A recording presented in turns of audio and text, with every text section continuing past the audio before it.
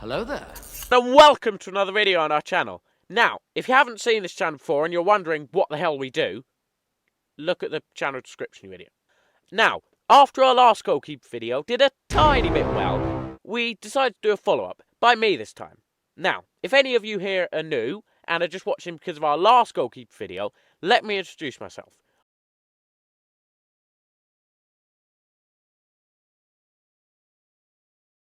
I'm Ronan, also known as the better host. Okay, just kidding. But I am still better. Anyway, don't forget to watch to the end to hear our poem about our number one pick, who I'm not going to reveal yet for obvious reasons.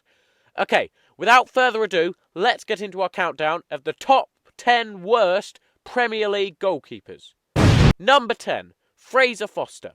Southampton had been dropping down the table, in desperate need of a hero, longing for someone to break out and be their saviour. Along came Fraser Foster and Southampton continued to lose matches and drop down the table. I mean, it would be quite unfair to blame Southampton's fall down the table completely on their goalkeeper, but he hasn't exactly lit up the stars with his performance. I have no idea what that means. Can't really light up the stars. Number 9, Peacock Farrell. Yes, I know he hasn't played that much, but in the one game he has played this season, he's conceded 5 goals, which is impressive, but for all the wrong reasons. But to be honest, it was against Man City, who have basically made it an annual tradition to beat Burnley 5-0. Pep Guardiola goes and marks on the calendar Christmas, Easter, Halloween, beating Burnley 5-0 day. Yeah, you get the point. Besides, we all know the main reason for him being in this list is so I can make a really terrible joke about how he's actually a peacock. And looking at the notes on my script, I can see Matthew has said a peacock would be very good in goal because it would have a huge tail to block shots.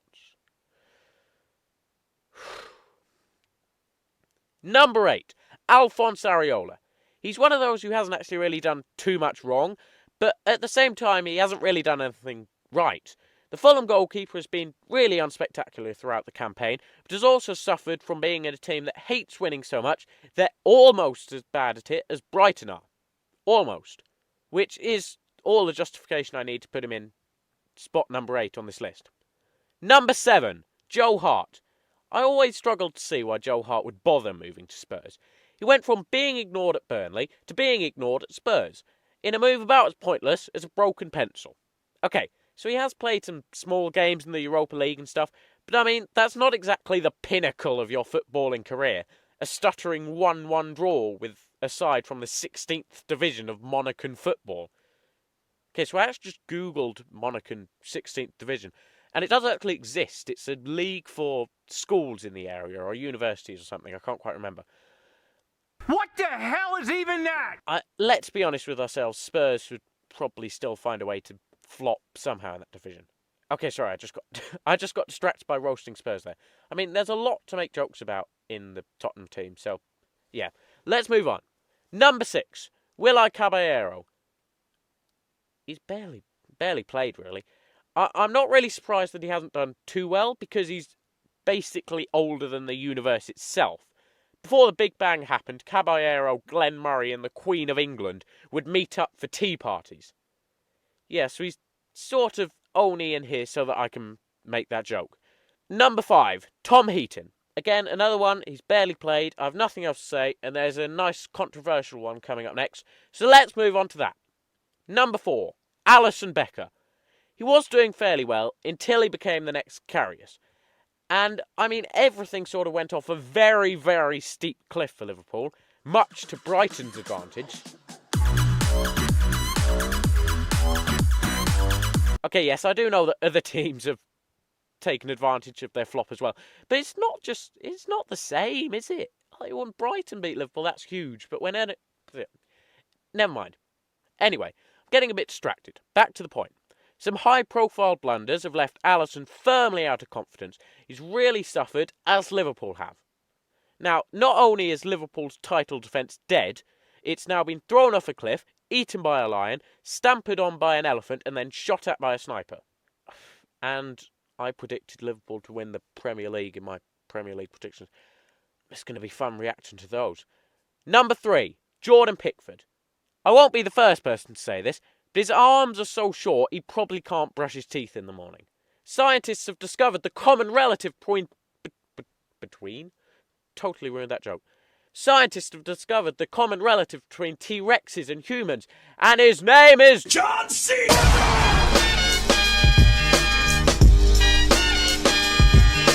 And his name is Jordan Pickford. Sorry. Okay, it's time to get serious for a second, because I seemingly can't do that today. Pickford has made many errors and mistakes and let in goals he really shouldn't have, and he's really struggled to convince anyone of his ability. He will, in my opinion, definitely not be the first choice goalie at the England Euros.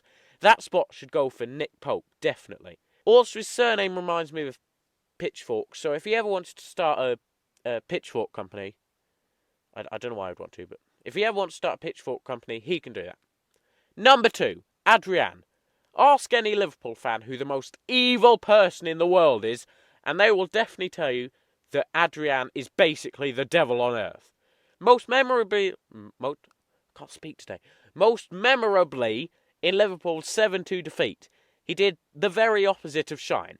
Throughout his seasons at Liverpool, he has been constantly criticised for his mistakes and general all-round apparent inability to keep the ball out of the goal. Number 1, Kepa reads a book. Okay, don't worry. I'm just kidding. Wait a second. It is him. Okay, firstly, let's address the elephant in the room. This is the most obvious pick ever made. I wasn't going to pick anybody else. Secondly, anyone who's watched our previous video on the best goalkeepers will have seen Jamie's Kasper Schmeichel rap. And since that video did so well, I'm now under pressure to do something similar. So instead of doing a rap, I have tried to rap. Let's just say I'm not exactly the next Snoop Dogg. Instead of doing a rap, I decided to do a poem about Kepa, which Jamie might put to music, but I'm not in control of that. Kepa, oh Kepa, expensive though you be, when the ball comes in, it's not hard to foresee. The net will bulge every time. Your dive so bad, it's like pantomime. And when the ball is hit straight and true, even though it's heading straight at you, it will slip through your hands, and your punishment be the jeer of the fans. We almost feel sorry for you though, every time you reach an all-time new low. Scientists have discovered the common relative point between... Totally ruined that joke. Can't